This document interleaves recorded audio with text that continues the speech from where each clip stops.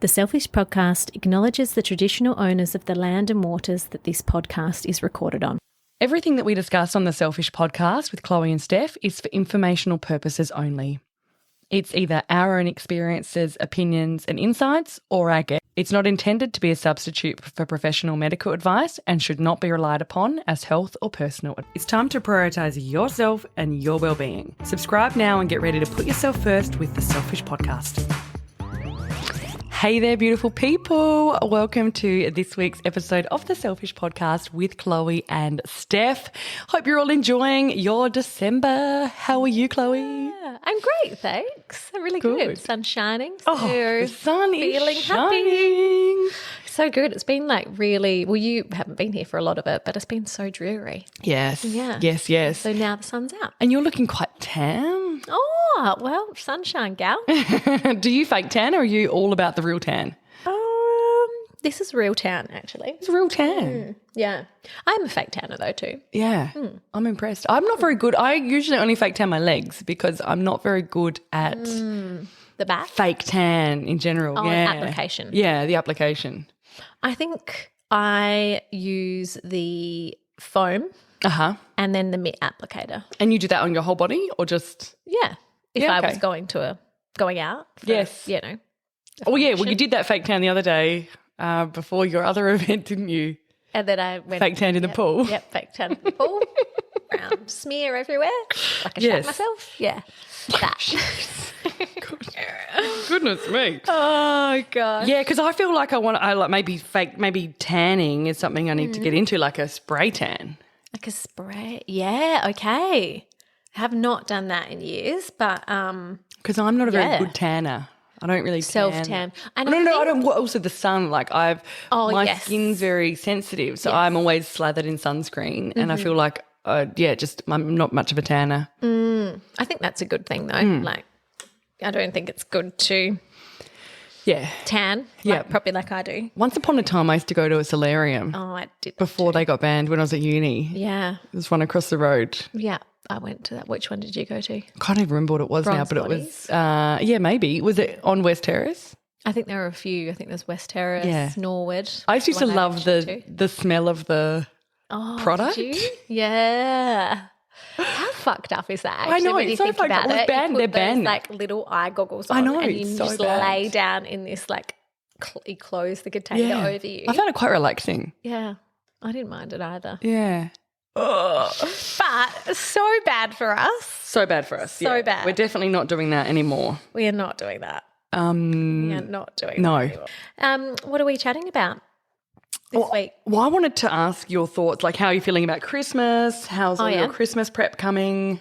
Yeah, so I'm actually hosting Christmas this year in the house, which is our first here. Okay. Which I'm pretty excited about. Very exciting. Yeah. So who's coming? Is it just my parents, the in-laws? I'm an only child, so I don't have any siblings to bring along.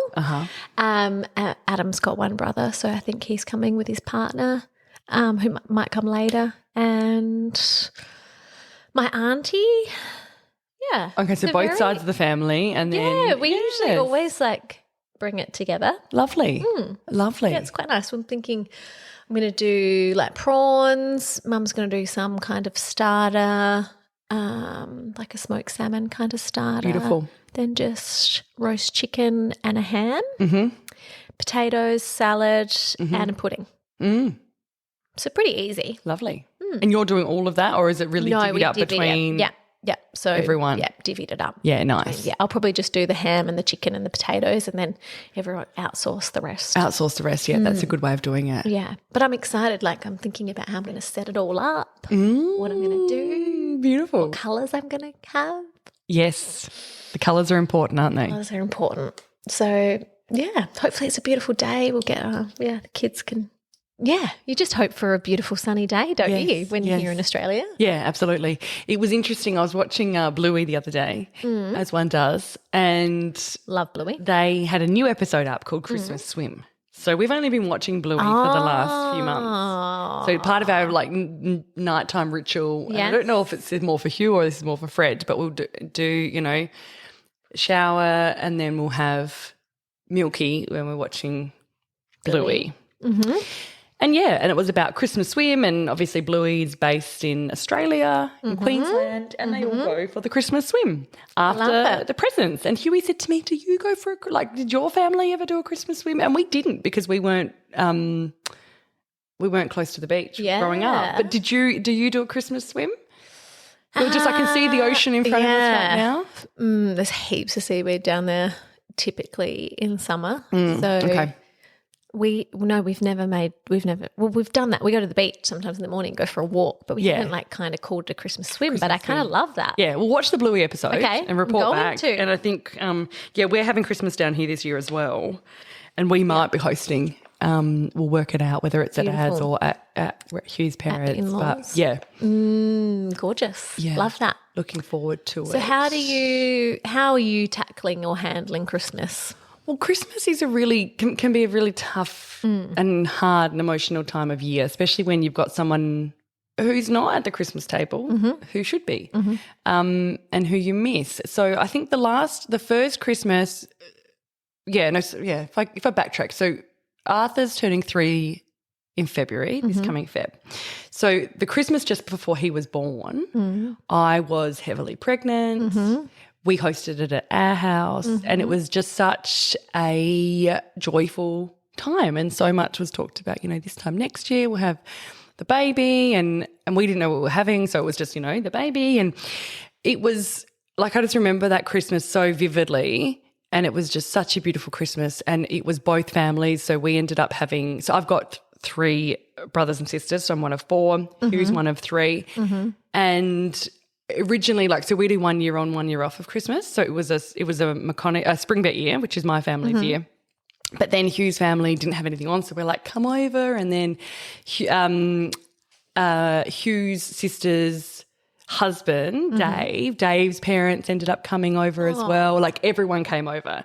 And it was just a really, really beautiful Christmas. We had about 40 plus people at our house. Wow. Yeah. And then all the cousins and all that kind of stuff. And I look back at those pictures and just, how thrilled and how excited we were for what was to come. And so this time of the year, coming into December, is always, I always start to feel that real sadness. So the Christmas after the first Christmas we had without Arthur, we were just nah, we're not doing Christmas. So we volunteered at the Surf Lifesaving Club and just boycotted. We were we can't do this. We don't want to be around this, because, it's one of those things that you dream of, and you dream of having your baby with you, and it was just too hard to even contemplate having that with our family and pretending to be happy, because we were not happy. We had just found out we were pregnant with Fred, so I think about a month before we'd found out that I was pregnant. But it was still very much we were not, until we had Fred in our arms, there was no looking forward to that. So, so that Christmas was really hard. And then last Christmas was also just, I felt a real sense of, how do we not forget Arthur? How do I make sure that everyone remembers him? And this was before I'd been to the psychic as well. So I feel I was in quite a negative headspace, and I was quite angry because everyone was acknowledging Fred and no one was acknowledging Arthur. But I was also really thinking we need to do something. Now that we've got a living child with us, we need to work out what these traditions are. We need to, I just felt such a strong sense of urgency around building a meaningful tradition, which is probably not the way you go about building a meaningful tradition, is being I must build something. But we did a few things which I found to be really healing, and it was stuff that we'll definitely do this year. So one thing we did is we bought a present for a 2-year-old who, or for someone's Arthur's age, that we could then donate to a various, one of the various charities, which we did. I mean, it was so sad. I remember walking through Kmart and just bursting into tears, looking at all the toys that he would have been playing with, and that what would we have bought him for Christmas? Yeah. Really, really hard, but it was something that we all did as a family together, and I'm really happy that we did. So that is something that we'll do this year as well. Probably need to get our skates on and actually go and do that. Another thing we did is Huey made, so he's a furniture maker, and having a decoration was really important to me. Yeah. And like an ornament. An ornament. Because I'm not very – so when I heard about your mushroom ornaments, I was like, where does one buy ornaments? Because I was so obsessed with getting a meaningful ornament. And when I remember being in Big W one day and I saw like they had like letters and I was like on the ground, like I think I had like Fred strapped to me on the ground, like had all the letters like taken out like hundreds of letters trying to find an A, which I couldn't find. Anyway, Hugh ended up making some. So we drew these A's. We did a few different styles and then he got them, a friend of ours, Phil, actually laser cut them for us. Gorgeous. And then they were on timber and then Hugh painted them and then we gave them to everyone on Christmas Day.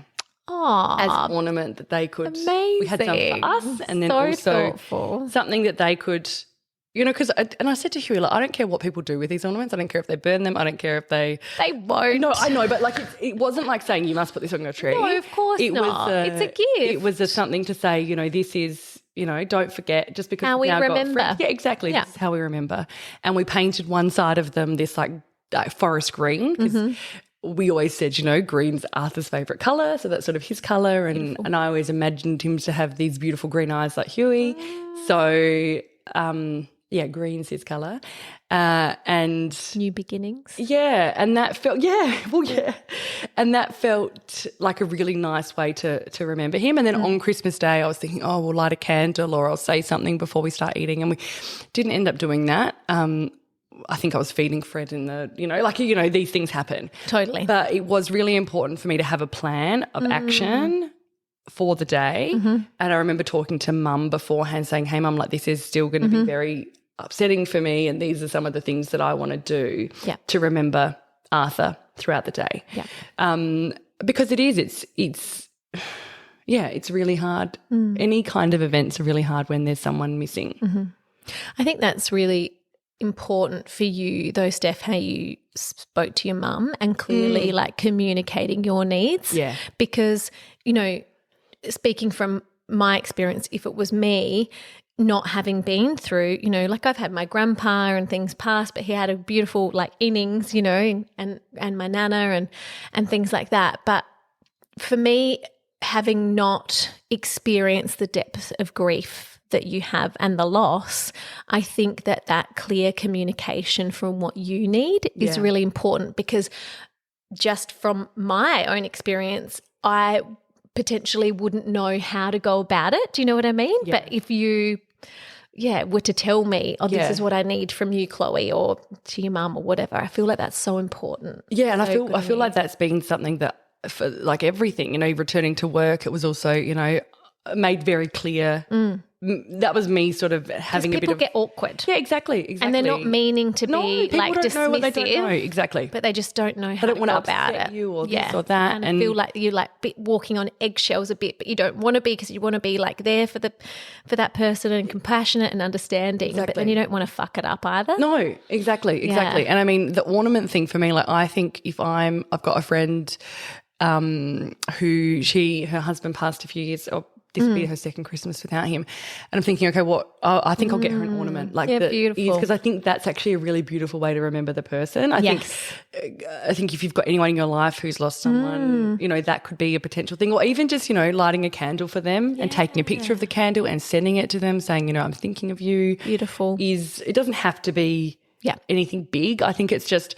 and I think I'm now sort of past, I think last year I was very much like, you must remember him. And now I'm like, everyone who is important to me will remember him. So I feel like I've got less of that point to prove and I think we still will look at how we can, you know, get a special ornament for Arthur this year. And I mean, we don't have a stocking for Fred yet or anything like that, because he doesn't know. No. But, you know, part of me is like, well, I would always get one for Arthur too. Yeah, beautiful. I would always have one hanging for him. But then I also don't want to confuse Fred or, you know, if we have any future kids. I don't like, so it's just, you always just think about things. So many things to think about. Yeah. Yeah. But I think Christmas, I think, you know, to anyone out there who has lost someone recently, or doesn't even have to be recently, grief is grief. Yeah. It doesn't have a lifespan. You know, just be gentle to yourself this Christmas. We are thinking of you. Absolutely. Sending our love and light. And give yourself some time if you need to, just to think, you know, how do I want to remember them? I love that. And it could just be before you go to eat just saying a few words about them or saying, cheers to Arthur or cheers to beautiful. whoever. But it can be a really triggering time for a lot of people. Yeah. I feel that that point of celebration is so important, and yet it's so personal. So for each and every, family or even individual person in that family, it's going to be different. It's going to look different. Absolutely. Yeah. Yeah. But so important to talk about, and just bring awareness, right? Yeah. I'm attending a webinar tomorrow about grief over Christmas. So if anything comes Pops out up. over that, I might just do a little story or something. Yeah. I think Just that's about great. how to deal with that. Yeah. Because most people have experienced, Yeah, Yeah, and it might not even be loss a of- death. It could just be that you've got, family that is estranged or, tricky dynamics. It might be a pet Yes. that you've recently lost, or, it can be, a multitude of things. Yeah. But I think it's important to bring awareness to it and talk about it. Yeah, because also people, it's just such a heightened time of year, isn't it? Oh, yeah. Not even, it just is. Yeah. And do you have, just to change the gears a little bit, do you have a Christmas outfit planned? Oh, no. I was going back through the Feng Shui episode. Yeah. I don't know if we've talked about this a lot, but Kimberly mentions colours that you can wear because red's quite a fiery colour and everyone's like, red, red, red. I think I'm going to wear sage green this Christmas. Yeah, quite peaceful. But I haven't got an outfit. No. No, I haven't even thought about it. I think my go-to sometimes would be white. Oh. Like Lovely. a white, nice, but yeah. Bit like a linen. Mary. Oh, yeah. Well, Mary wears blue, doesn't she? Like an angel. She does wear blue. Yeah, what have I worn in the past? I've worn a pink dress. Last year I wore green. Yeah, Adam bought me a dress last year. Oh, lovely. So sometimes I might get given something that I wear. So Adam bought you a dress last year? Yeah. Was it a dress that you bought yourself and then gave to Adam? Or he totally chose it out himself? He chose it himself. And how did that work out? I think Hugh's actually stopped listening to the pod, by the way. Has Adam stopped listening to the pod? Yeah, okay. All right, so we can fully talk. I don't love the dress. But I wore it. Yes. I wore it in hindsight. This is something interesting, actually. I think this is probably a topic that many people could resonate with. So if you're given a gift that potentially isn't right for you, do you speak up and speak your authentic self and that truth within you and say, I thank you so much for thinking of me. This gift isn't right. Yeah. Isn't right. So I tried the dress on. Yeah. It was what label was it? From a beautiful shop down here that you and I often visit. Yes. And it was just the wrong size. Have you got a picture? I've got a picture, I think, on my page. And it had billowy kind of sleeves. It was a wrap dress, but the wrap it didn't really leave any skin showing, and then it was quite long, and so it was quite it just didn't flatter my figure at all. It was a bit too. It was just too much fabric. Drowned for you me. a bit much. Yeah. So I'd seen I'd had a look on the website actually, and I'd seen another beautiful woman in the same dress, and she just had much bigger bust than me, and that looked amazing. Yeah. It just filled it out. Whereas last week I spoke about not having boobs. It kind of not everything. me. Exactly. Yeah. Drowned you. Yep. Anyway, I've still got the dress. I've never worn it again, and it's tricky, isn't it? So my originally I would have said, oh, we just accept the gift and move on. But Hugh's family's got a very, very different style. Yeah. So they will, if they're giving you any item essentially, they'll be on the card, it'll be P.S. I've got the receipt if you want to change it. So they're very much all about, if we don't like it, we're taking it back. Great. And we're getting something else. I think that's the way it should be. Yeah. I've always erred on that side of you just accept as well. Yeah. However, I think it's worse just sitting in the cupboard, right? Not being used. And I mean, the problem you had with that, if you'd gotten that a day before or something, you could have then gone to the shop and said, hey, but because you've worn it on Christmas Day, you can't really take it back. No. You could sell it.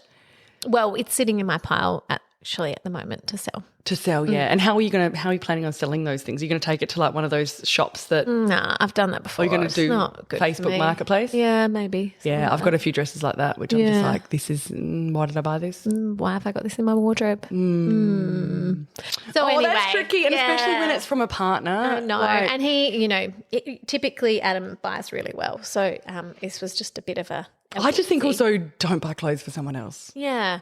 I mean, mind you, I always buy nice T-shirts. to I always buy T-shirts for Hugh. Yeah. Yeah, T-shirt's pretty easy though, right? Bit different. Shirt, T-shirt, shorts, jocks, socks. Yeah, all of that. I don't know. Yeah. For females, it's a bit trickier. Anyway, food for thought. They always say the thought that counts, but yeah.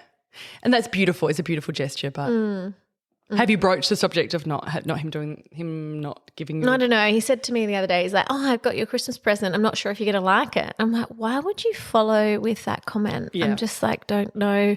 I don't really love surprises either. So I would kind of prefer to know. So that's just really put me off. I don't know. I'm not great at faking loving a present either. Yeah. Neither. So problematic. When I was younger, I used to actually unwrap the presents under the tree that were for me when people were out and rewrap them. So you knew. Yeah, well, I was a snooper. Sorry, Mum. Yeah, I was such a snooper. Yeah, I would go through the when they were out. So bad. Anyway, things for us to look forward to. I'm sure it happens in every household. I haven't bought any presents yet. Haven't you? No. I did the Black Friday sales a few. Oh, you're clever. Yeah. But then you're just like, I've got to buy that, then you just, Yep. Apparently the Black Friday sales this year were bumper sales, and they were saying because a lot of people had pre-planned what they were going to do for Christmas. So didn't buy stupid things, just like shit that you don't need. That's needed, Yeah. Well, I bought stuff for the boys. Yeah, you bought stuff that was needed. Yeah. But, yeah. But anyway. Okay. All right, let's give you a little update on what's to come this week in the astro world. Ooh. Now I've lost my notes. We don't take notes on really anything else, but I have to take astro notes, otherwise I forget. Okay, so on December 12th, we've got a new moon in Sagittarius. This is a beautiful new moon. It's super expansive. There's lots of abundance, full of joy and possibilities. So how could it get any better than that? I know. Beautiful to me. This new moon is great for any creative work that you may have coming forward or any spiritual practices. Nice. That's sounding delicious. And then on the 13th of December, we've got the Mercury retrograde happening in Capricorn. So this is a really important time to go and revisit your long-term goals. It's also about like the underworld journey of insight, renewal and rest. It's really great to have a look at where Capricorn sits in your personal natal chart because this is the part of your life that is asking for revision, pause and recommitment. You may also notice a desire to explore more practical or material aspects of your work or your life and how to take your ideas and make them manifest into the physical world. Wowza. Yeah. It's a lot there. It's a lot. Yeah, so that's until the 1st of January. Okay, I think that so we've got a bit of time to sit on that. And we're also in like the pre-retrograde phase at the moment too. So like that kind of means that you may have, notice some things going slow with your technology or the travel, things we've talked about. All remember the renewal. Yep. Restart. Yep. Repurpose. Yeah, all those things. So yeah, a few things coming up this week. All right, shall we pull another? Do you want to do the pulling this week? Sure. Oh, I haven't got my shit together. We're going the same as last week, actually. So we'll go with we'll go with super attractor. Ooh, what can we attract? Oh, what are we going to attract? All right, what do we want to attract? Oh, that one was coming up. Okay. The universe powerfully responds the instant I realign with love. Oh, wow. And it's a beautiful feather. It's beautiful. Just thinking of your feather there. Yeah, my feather. Arthur's feather. Beautiful. I love that. The universe powerfully responds the instant I realign with love. So true.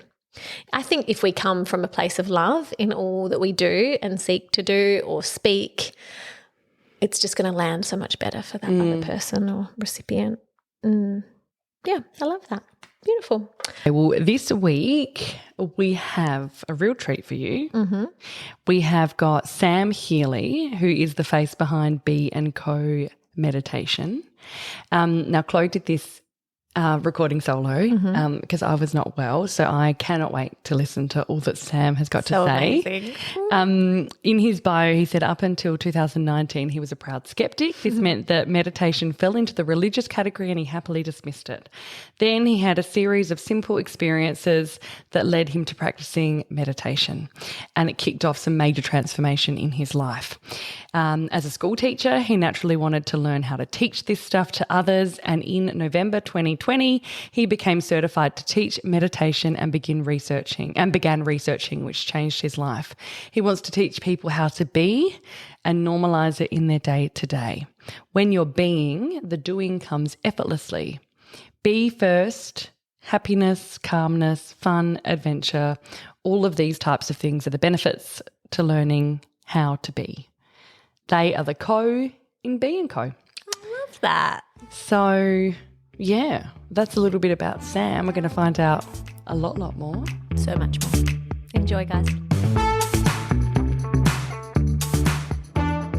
All right, welcome everyone. We've got an amazing guest with us today, Sam Healy. He is a guru in the realm of meditation, and we're so excited to have a little chat and hear about how we can weave meditation into our lives with ease and flow. So welcome, Sam.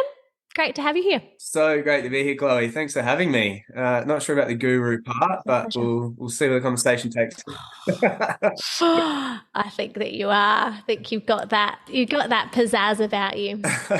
I remember meeting you. I'm sure I've met you maybe once before, but at down here in Port Elliot, we were at the Fleury Living, and I don't know, you just have this beautiful essence about you. I feel like there's like just this, lovely being that you are. Oh, so thank you for being you.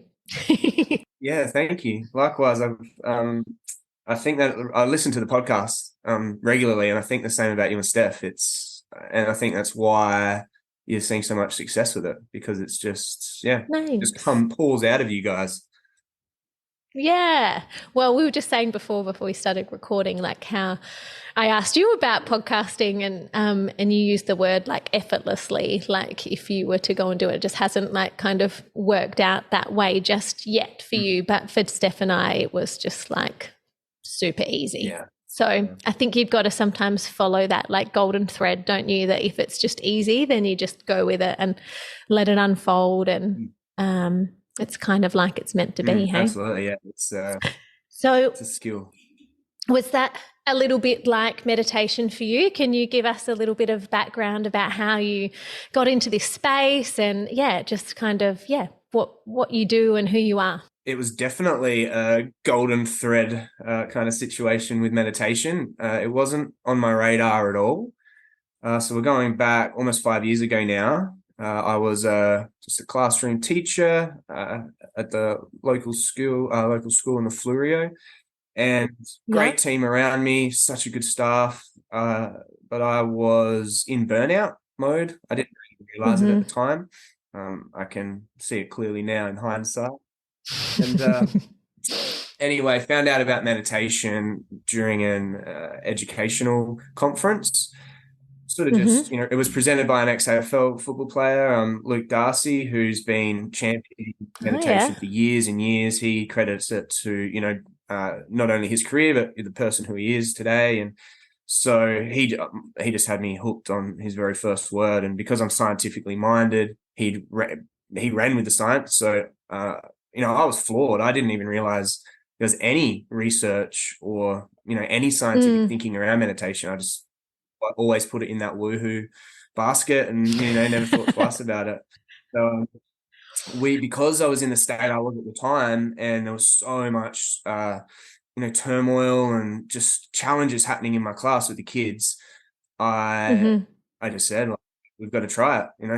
I don't know what else to do at the moment. I'm falling out of love with it, and I'm not showing up for the kids in the way that I need to, and the kids need something real and a tangible skill to practice to help with their mental health as well.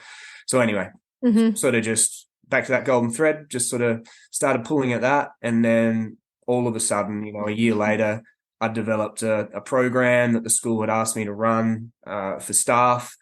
And we'd seen, huge changes in the kids that had sort of gone through that learning process with us in terms of what meditation looks like in schools and classes and, in coaching sessions. And all through this period, I was just sort of trying to boil it all down with my teacher perspective into a set of skills that we can all use. Because my journey was funny. Like I was just looking for information, and my mindset was, well, this is a practice that's been around for thousands of years. Why do we have to pay so much? Like what's happening? Why can't we just access information? So it really was a process of trying to find out what those fundamental skills are, how to practice them consistently on a day-to-day basis, have fun with it, but also really, mine the benefits for as much as you can, because we need it now more than ever. This is pre-COVID. And, since this journey for me, it's become even more important. So now, I'm just on a mission to normalize meditation, get those skills out there, and get as many people practicing as possible, because it changed my life. It brought me out of burnout. It's made me a better father, a better teacher, a better husband. I just want to try and share that with as many people as possible. That is amazing.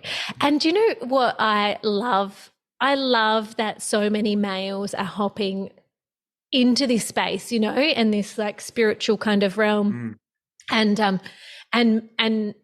taking that woohoo out of it, because as you said, it has been around for thousands of years, and why it's kind of got that kind of slant to it is kind of beyond me, because as you said, the benefits are just so astounding for mental health. So talk to me about how I didn't realize you did it with the kids in school. Like, I knew you were a teacher, but how did you weave that all together? That sounds amazing. Again, it was just a work in progress. I was so lucky to be working with the co-teacher. I'll give her a shout out, Alicia. She was just, amazing. So we were able to bounce off each other, and I was pulling on that golden thread pretty hard. So back at it now, she must have put up with some wacky conversations with me. I just come in like on this big high every morning, like, let's try this, let's try that. I've just read about this. And wow, she supported everything. And, she started practicing herself alongside me. And so basically what we did was we were very always relationships based. We ran a lot of circles. So we'd always talk to the kids about what we were trying to do, what meditation, did to the brain. Any research that we discovered, we'd share with the kids. Any practice that we were experimenting with personally, we'd practice with the kids. We found out what the kids sort of preferred and what they didn't prefer in terms of, different techniques and different styles. And it was always obviously being guided by us as teachers. So from the very start, I was always big around, this needs to come from us. I don't want to play and just sort of sit back. Meditation is all about connection. So it needs to be all us doing it together. And as the leader in the classroom, I need to be the one guiding it. And then always heading towards this point of solo meditation, which is what I teach now around, we wanted the kids just to be able to do this on their own anytime. And that was once we started getting to that point, man, that was when we saw changes and conversations change as well. And things like resilience, things like, emotional ability. It all just got to a point where we're like, this works. Like, we should be doing this as much as we can. So it was so exciting. Oh, I just got like full body chills when you're just talking about the kids and them doing it on their own. So what age range, like how old are we talking for starting with kids? This was a year 3-4 class originally. So they were like, I always call them the OG group because, I still see them around. A couple of them still practice. They all still talk about it. They all still remember it. And that's the tricky part, is keeping it consistent through schooling. And that's one of the things we're sort of trying to chip away at. So they were like, 10 through to 12. But then I was actually asked the following year to go down to reception to start teaching these skills from that, first experiences of school. And that is where we saw people, the kids start to actually hold on to this for longer. So wow. yeah, well, they're different, like, and they still, they still talk about it, but they still also hold themselves in a little bit of a different way. And yeah, it's the earlier we can start this stuff, the better. So because it's to break down, less habits to untangle. So yeah, again, it's just a process of normalizing it. And yeah, absolutely. And for the kids, like, how long are we talking? How long would they be meditating for? The general for? rule is their age plus 2 minutes. But oh, that's great. Yeah, but again, that's a bit of an anecdotal rule. It really depends on where the skill set is at. So, I might walk into a classroom and we might just be working on trying to find a place to sit that is safe and where you can just be with yourself and focus on yourself just for 2 minutes. Even just that ability to find that space, especially in the classroom, that's a skill, and it's a skill we can practice, but it's a skill we often skip as teachers. We just assume kids know this stuff. So then and this is for kids, but it's also for adults, right? So, we just need to start at the entry level wherever the child is. And then, we move through, okay, this is how you notice where your nervous system is at. This is how you breathe in a way to speak to your nervous system in an efficient way. And then this is how you meditate once you've got yourself in that space. And it's all just really simple skills. Like it's not stuff that we haven't heard of before. It's just stuff that we don't practice in a really specific way. And I guess I'm so interested because I've got the speech pathology background. So that's why I'm kind of diving into this.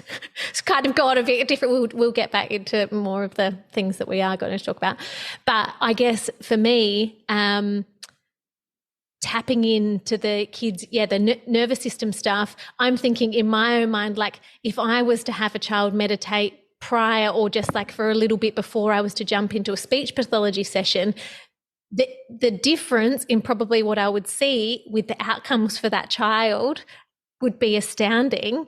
And then my other thought was, when you were talking about that, was the kids who are on the autism spectrum or who have attention deficit.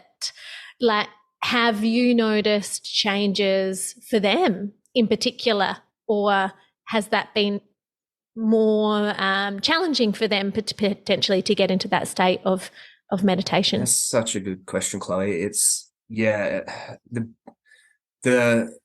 things that really sort of bring up a lot of emotion for me and have stuck in my memory are exactly those situations, because we're seeing so much more of those diagnoses now. For whatever the reason is, we're not sure at the moment, but we're not sure. We're seeing so much more. And what comes along with that, with those labels, is more often than not the belief that I can't focus, or the belief that I'm different, or the belief things are harder for me. So again, part of learning these skills is unpacking that, right? And helping these kids understand, no, like you can still do this. It may just look different for you, but it looks different for everybody. No one has the same journey. Totally. And the kids that really seem to lean on it and really appreciate these skills for what they are the ones that have been not separated, but feel separated from wow. And so that, there's so many examples of kids with those sorts of diagnoses coming in, like in daytime and just saying, I'm freaking out. Can you just do some breathing with me, or can we meditate, or can I meditate in the corner? And it's always the kids who have been given a label. How empowering for them. I think that for them to then be able to come in and ask for some support, because, prior they may not have been able to find the words to be able to articulate my body's not in the right space at the moment, like for me to learn or whatever it might be. And often that's the case, you know, their body isn't ready for learning. So for them to be able to come to you and ask for that support and for you to guide them through, and then them to sit with their breath, like, and then enable them to go back and try again is just so cool. Yeah, exactly. My mind is like going pop, pop, pop. It's so many things right now. But let's digress from the amazing chat about kids. I mean, I'm just like, that's just blowing my mind. But tell me, like, more about meditation. How can us as adults embed it more into our life? What do we need to do to enhance this practice, I guess? Right. And support ourselves? Great. And interrupt anywhere along the way, because my brain's always popping off as well. So. Okay. We can pop together. That's right. I always like to start with language. I think a lot of the barriers to this sort of stuff comes from the gap in language. And a lot of the time, language doesn't really do justice to the experiences that we have, in these sorts of settings, practicing these sorts of skills. So I always just want to just clear up or, be transparent around what I mean when I use certain words. So to start with, meditation, I use meditation to talk about exercising your focus. That's what meditation essentially is. And when I talk about focus, I mean the ability of your brain to act like a torch. And we know that if we're shining a torch, it's really only shining on one thing at a time. So when we're meditating, we're exercising our focus. And then it's important to also acknowledge the word mindfulness, because that's everywhere at the moment.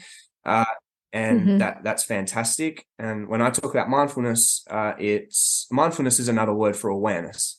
And awareness is that broad spectrum. Focus is how in that awareness, and meditation is exercise for that focus.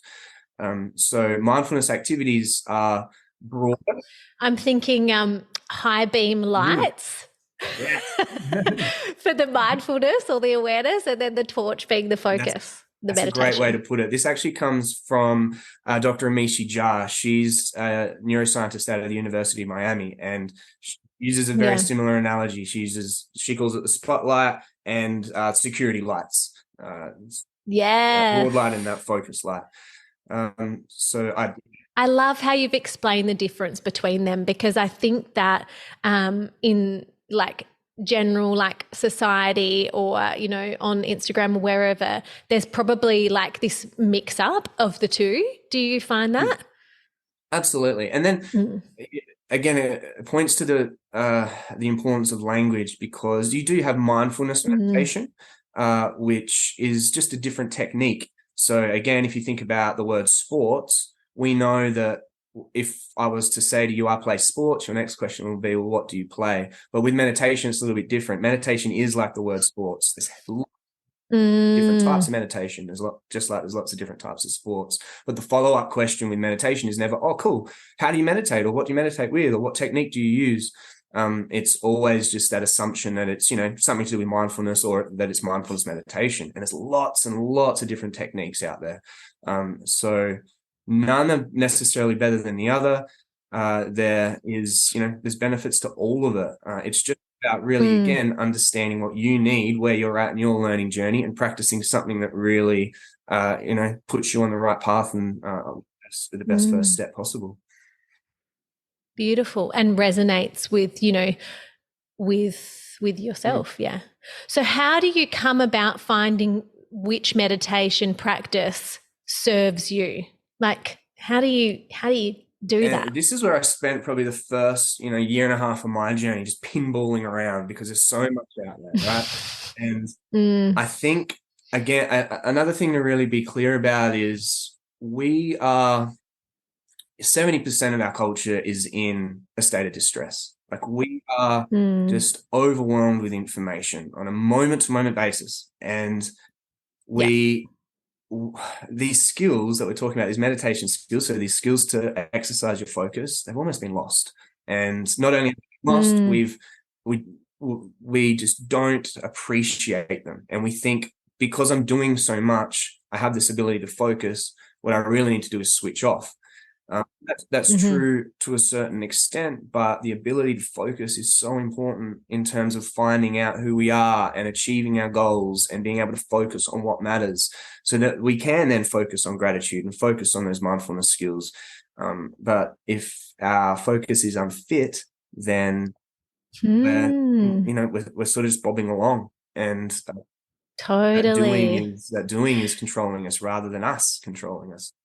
Yeah. So, and that, the doing in society at the moment is kind of put on a pedestal too, isn't it? That kind of like being seen to be busy and doing it all. And that kind of has this significance of power, I think, at the moment. And I think it's like kind of peeling that all back. And in my opinion, trying it's good for us to, as you say, focus. But be intentional with that focus, I think, too. Exactly. And the more that you exercise your focus, the more that you develop a fit focus, the more you realize it just keeps getting better and better. And you start to realize the deep benefits that are behind it. So just to quickly go back to, that idea of finding a technique that works for you, what I've ended up finding out is that, well, there's that saying, that floats around on social media a lot. We're human beings acting like human doings. So that's sort of like what we've just talked about. We're obsessed, almost addicted to the doing. That is leading to, chronic states of distress. So what we really need to do, first and foremost, is practice accessing these states of being. On the other end of the spectrum to states of doing, which we know more than so much better than we have, in our history as humans. So we need to step out of that and practice sort of sliding back down that scale and experiencing what being feels like. Once we're practiced at that, then we can focus on accessing it more. So there's lots of techniques to practice accessing those states of being. And again, the way I teach it is just from that teacher mindset of, all right, let's just break everything down into a set of skills that take everything else out of it, and just focus on those concrete skills that access, the nervous system, that help expand the mind, that help you access those deeper states of being. And the more you practice it, the better you get at it. The better you get at it, the better it starts to feel more often. And from there, it's just a snowball. Amazing. So for you right now, having, being a few years down the track, can you share with us, like, what does your meditation look like for a week or a day or whatever, just so we can kind of gauge, like, being a few years down the track, understand, but, where should we be aiming to get to? So we should all be aiming. Right? Yeah. No, right. Yeah. And this is what you got to set that bar, right? Yeah, there's got to be something. But if we're not, again, step us through. Again, if we're not focused on that goal, then we just end up bobbing along. So I'll start by saying what we want to be aiming to, and then I'll go to Matt. Go back. The science tells us, and also, wisdom traditions also tell us that twice a day, preferably in the morning and in the late afternoon, for 20 minutes each. So we're looking at 40 minutes a day in two 20-minute windows. Now, beautiful. Again, the question is always why. Well, it's a little bit, think about like showering your mind. So you wake up, and meditation isn't sleeping. Meditation isn't just doing nothing. Meditation is exercising your focus. So if you wake up and you meditate, you're investing in the day. You're preparing your mind for what's to come. Just like you have a shower or you do your teeth, like you're preparing your body for the day. It's like exercise, but exercise for your mind instead of your body. Exactly. Yeah, you're exercising your focus. You're getting it warmed up, so that then when we're doing all this crazy amount of stuff during the day, our focus has been exercised for it, and it's prepared for it, rather than just slamming, the first gear. So then we talk about that second window. I tend to really like that 2:30, 3 o'clock part of the day. That's when I can feel, the focus starting to wane a little bit, that torchlight starting to get a little bit drifty. But then again, that's not the same for everybody. So part of the journey is figuring out, what times work best for you.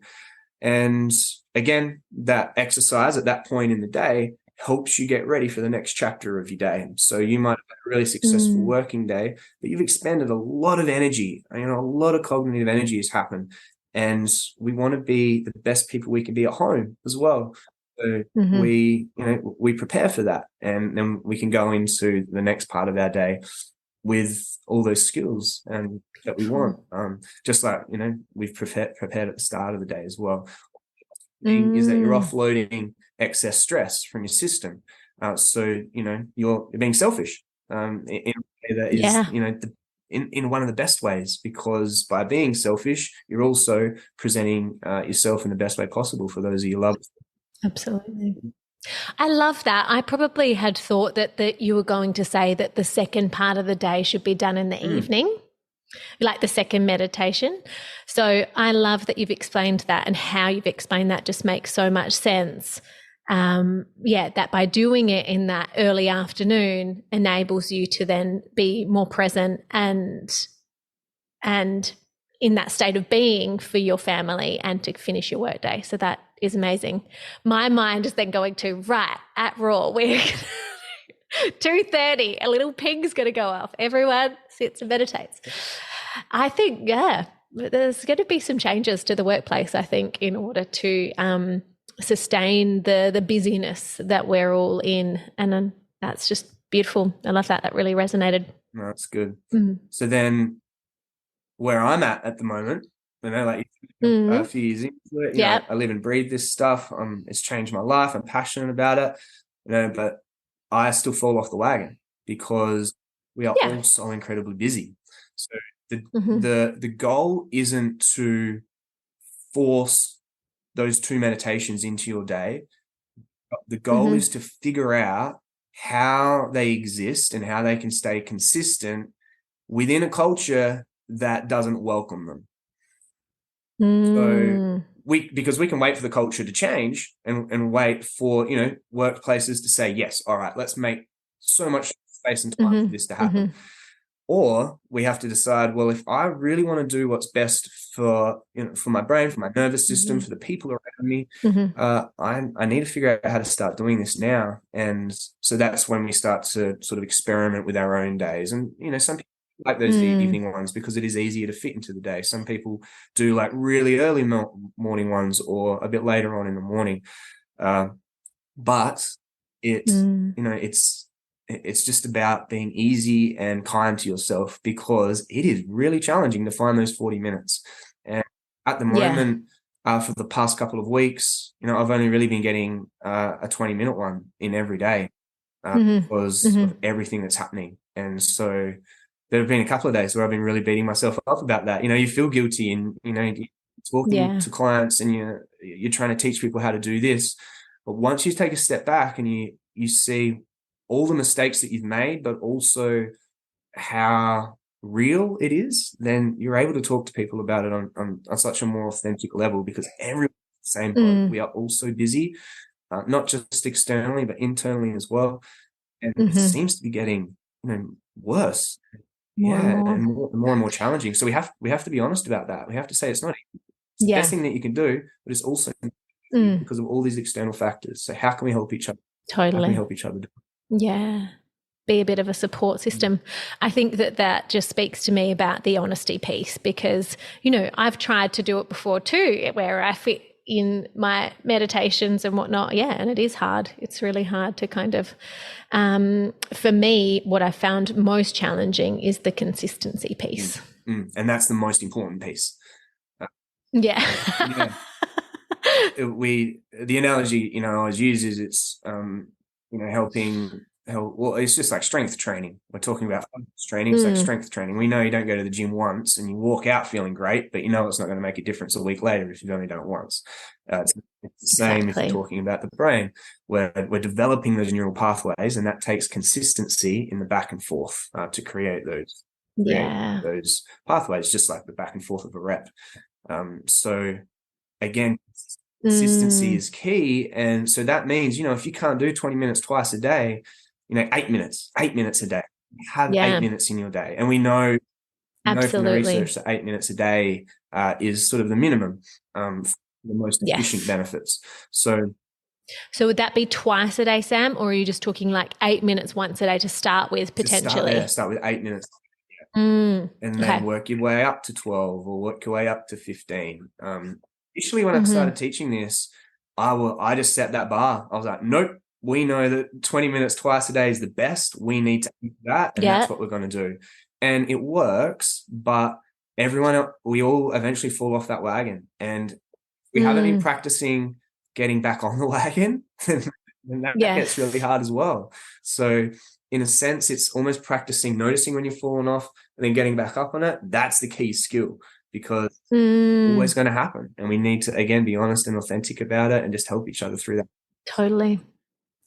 That just kind of took me to that book, Atomic Habits. And, it kind of, I think it states in the book that, if you miss it for 2 days, then that is kind of going to be like a bandwagon kind of movement where you fall off kind of for a longer period. But if you can kind of just jump back on, after a day, or if you've got that 2 days, like just get back onto it, because after that it becomes harder to reestablish that habit. Yeah. And if you're not being kind to yourself, it's so much harder.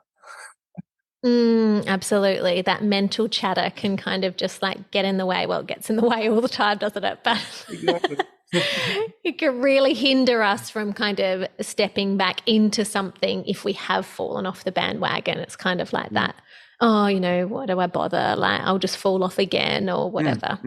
So do you have any tips on that, on those like silly things that we say to ourselves? And that's where I'm at the moment. So I just thought I was, I created these habits, and it was all humming along really well. And I've picked up a few different roles over the last month, and so my doings really shot up, and all of a sudden things have just started to melt away. And I've noticed how much old habits that were actually ingrained have started to flare up again, and I've started so again, it depends where you're at. So for me, obviously I've been meditating for a while now. I can always just come back to, it's like exercise. You might wake up in the morning if you exercise or go for a walk in the morning, and the way that you get yourself to do it is to remember or imagine how much better you're going to feel after. So you can choose to focus on that, and that might help you get through it. But if it's really this sense of just getting down on yourself, if it's really this sense of, what's the point? I'm never gonna achieve it anyway. Again, it depends where you're at. You need to talk to someone straight away. Verbalize that, because as soon as you verbalize that, you realize how stupid it is. Like it's just not true. And the person that you tend to talk about those things with, it tends to be the person that you're doing it for, So I talked to my beautiful wife, Lauren, and, it's been, I wouldn't even get through the end, to the end of the sentence, because I'd be like, what am I doing? Let's just meditate. Totally. I'm wasting, like, this is precious moments. Minutes are passing. I should just be and if you don't have someone like that in your life, then like a lot of us do, it's about really not sitting down, because again, that's something else to do, but it's really about focusing on what it is you want. And again, that's one a really sort of, it's a fine skill of meditation, I guess, because we're still talking about focus. Just keep asking yourself, what do I want? Do I want this? Do I want to feel like this? Do I want to feel down on myself? Do I want to feel guilty? The answer is always no. So then once you have these skills, you're like, all right, well, if I don't want to feel like this, I know how to change it. I have a skill that can That's right. flip it. And it's just in those micro moments. So again, those start to build up. So that question, what do I want? It's so important. Yeah, I Just love keep that. asking that. Yeah. Yeah, beautiful. Beautiful.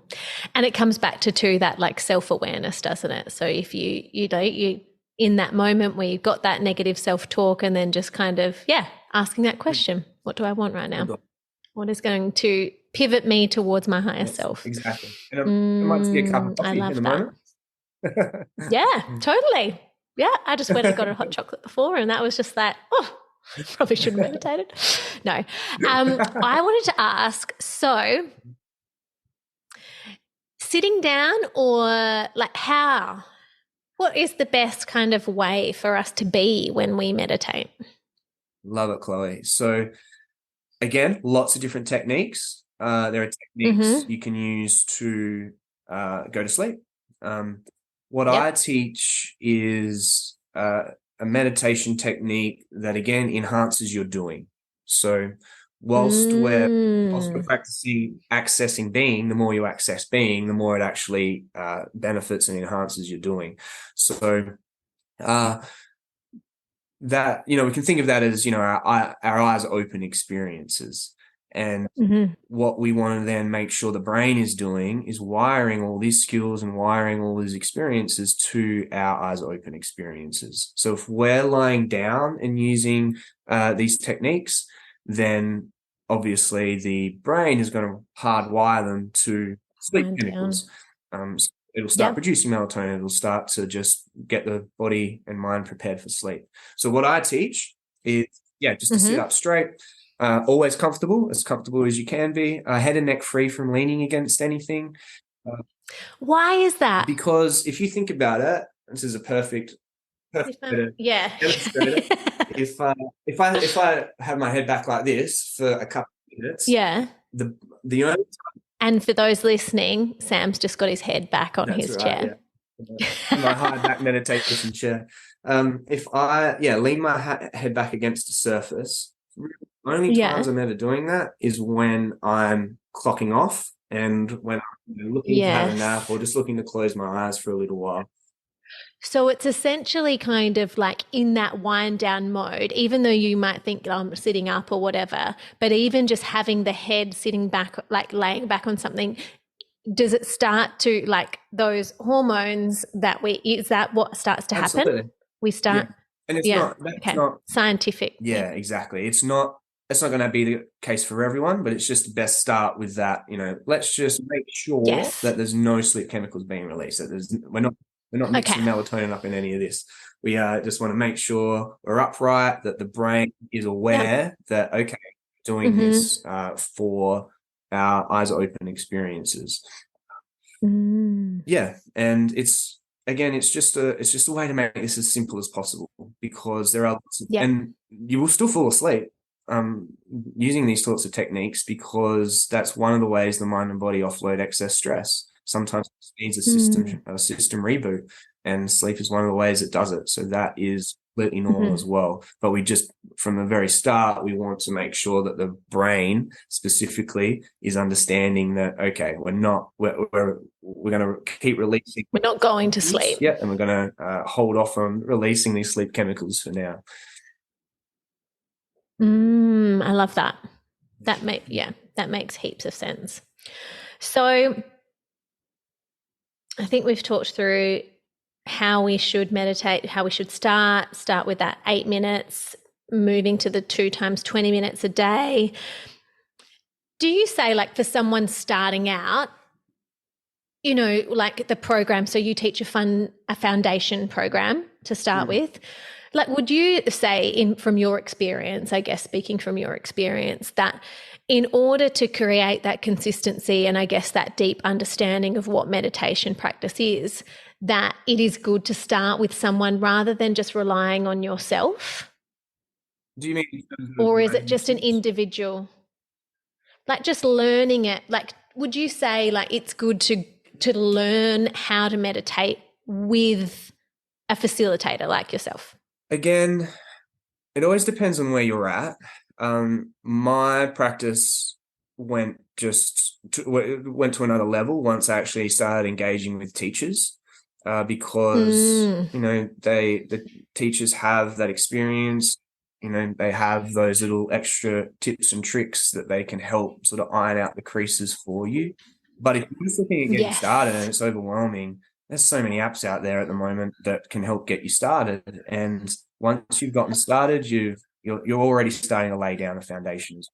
So so it could be that you use the apps to start with and then you kind of move into like going with a teacher.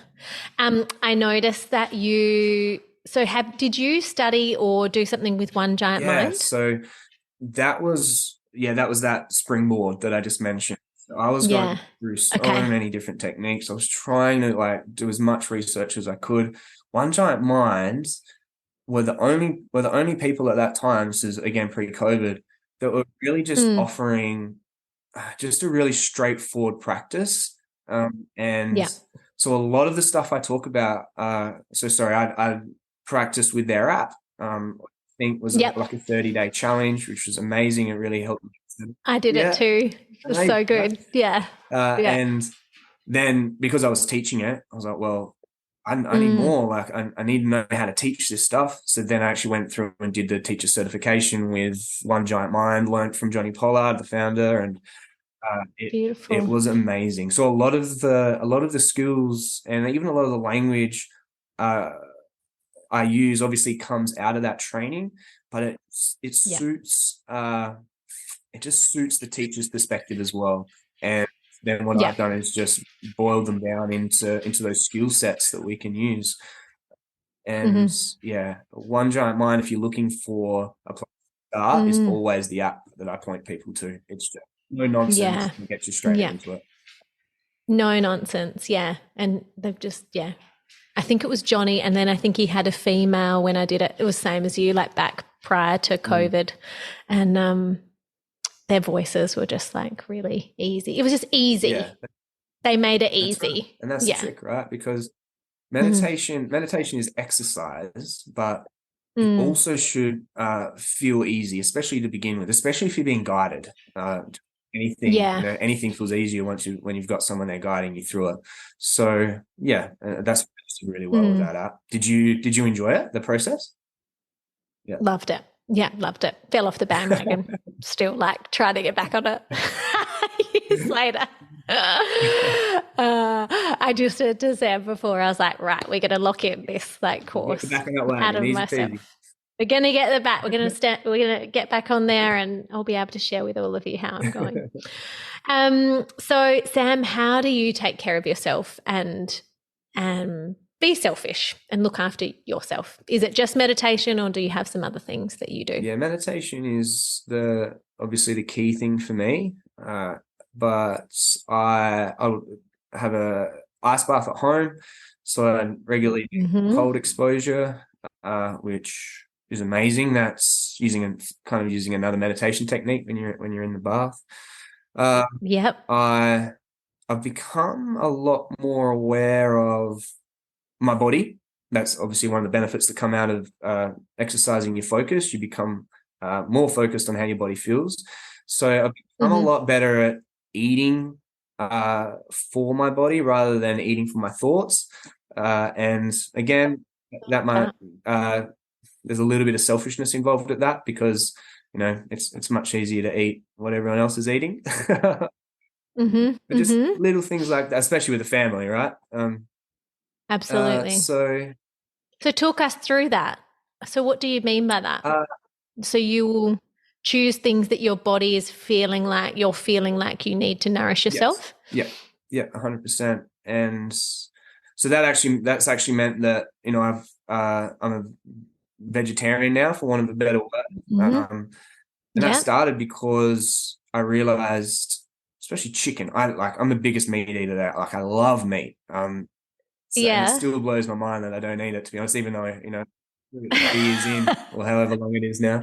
But I just noticed how I was feeling, and after eating certain foods. So I started chicken. I stopped eating chicken, and then sort of the dominoes kept falling, and then all of a sudden I was like, wow, I feel the best I've ever felt, and yeah, I'm not eating meat, and that's just kept going.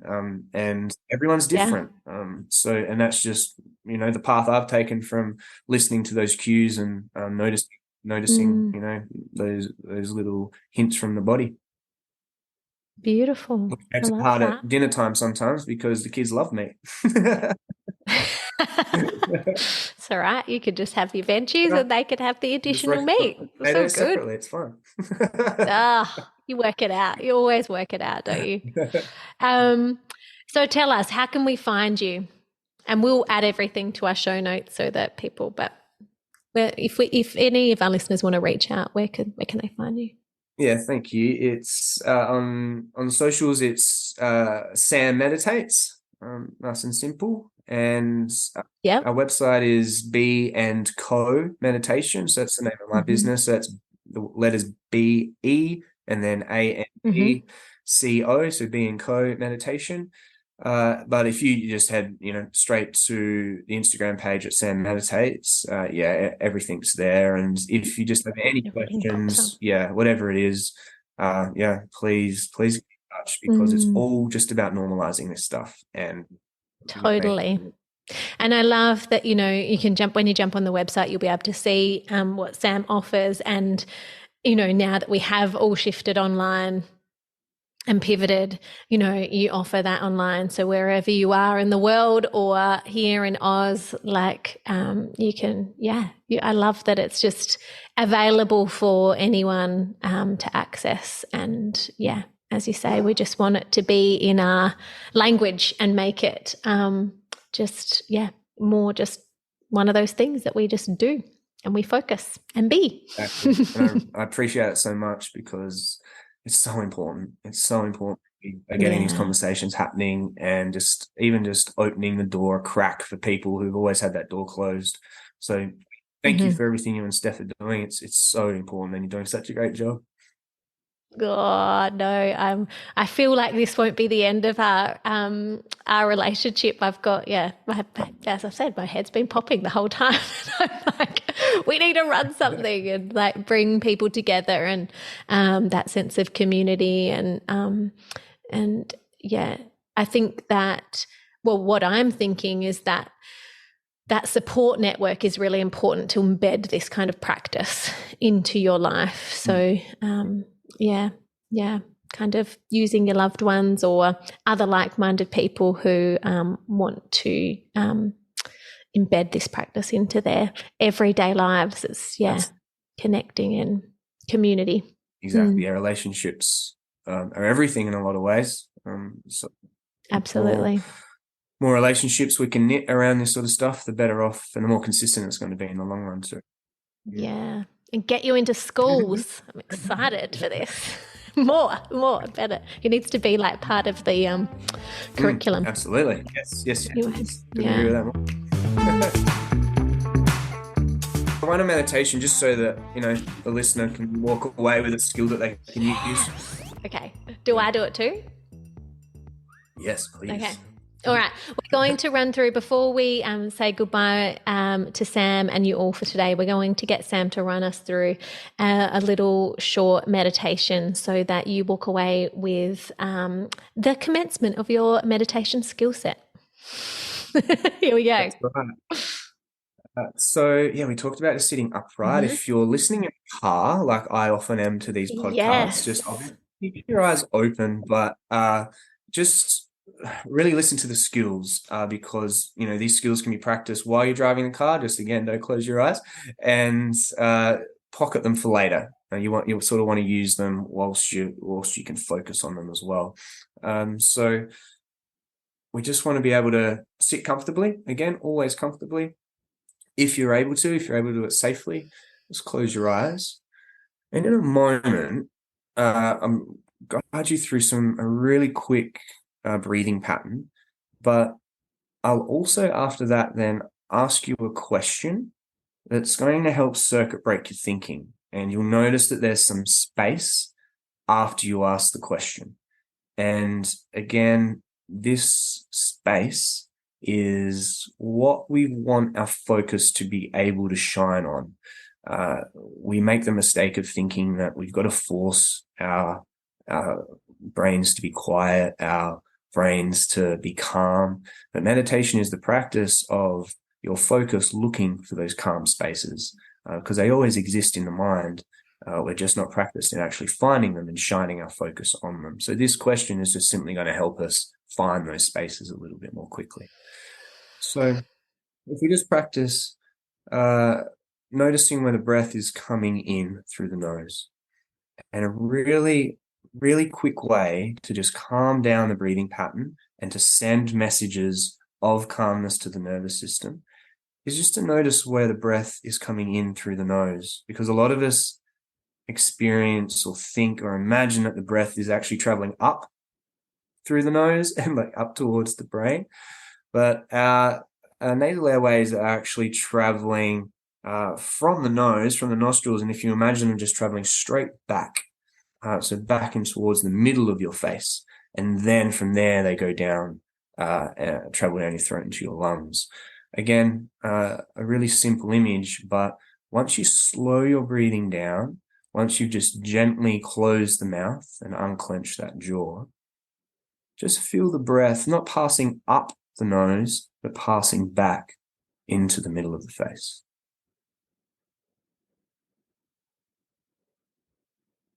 So just noticing the difference.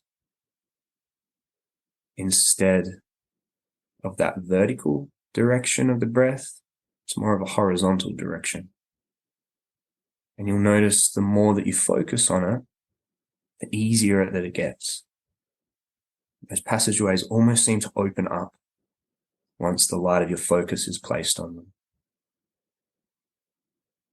And what you're doing is automatically slowing down your breathing, which is sending messages of calm and restoration to the nervous system.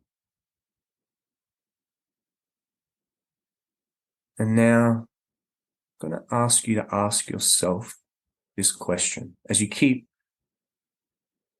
your focus on that breath, that horizontal breath. And this question again is going to create a little bit of space. You'll notice yourself searching for an answer, and an answer is not necessarily there. That's good. We want to reduce the doing.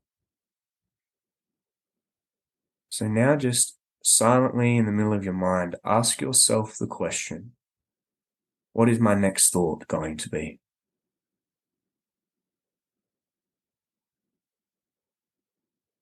And as you ask that question, you might just notice a small moment of space, a small moment of time that is not drowned in thinking. And these are the spaces that we want to become more aware of. These are the spaces where productivity is invested in, because they allow our parasympathetic nervous system to fire up and recharge. So again, ask yourself that same question. What is my next thought going to be?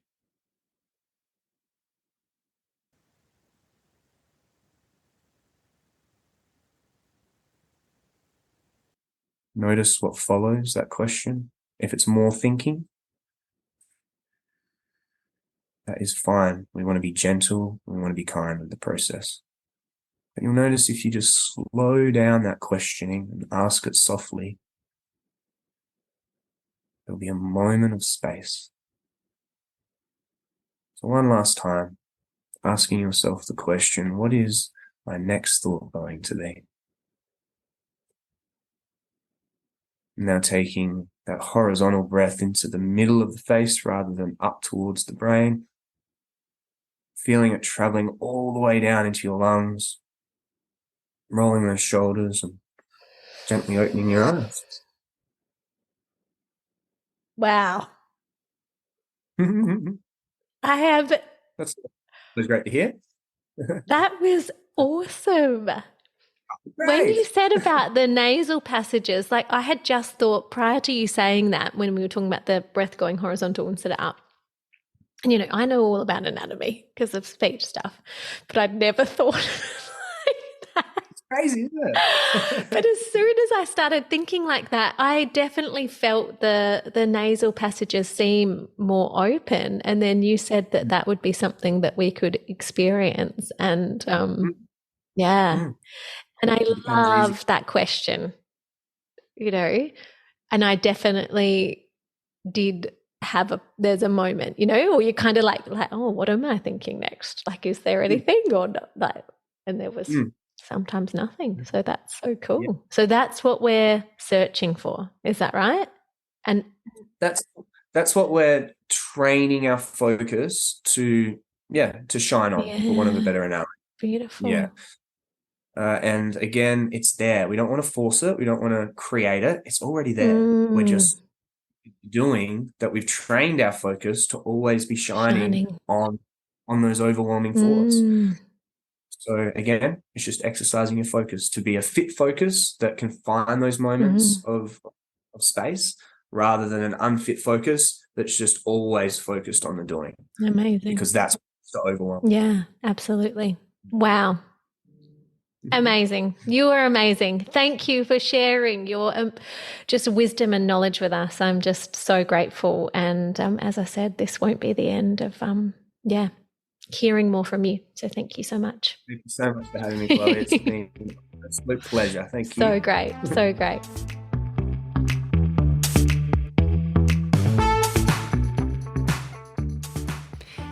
Wow. Wow, wow, wow. Thank you so much, Chloe. Thank you so much, Sam, for that enlightening discussion. So welcome. If you guys liked this episode, please jump onto our Instagram. You can find us there at the.selfishpodcast. If you liked what you're listening to, you want to hear more, you've got questions, you've got thoughts about other things we could cover or other guests we could talk to, please feel free to jump into the DMs and let us know what you're thinking.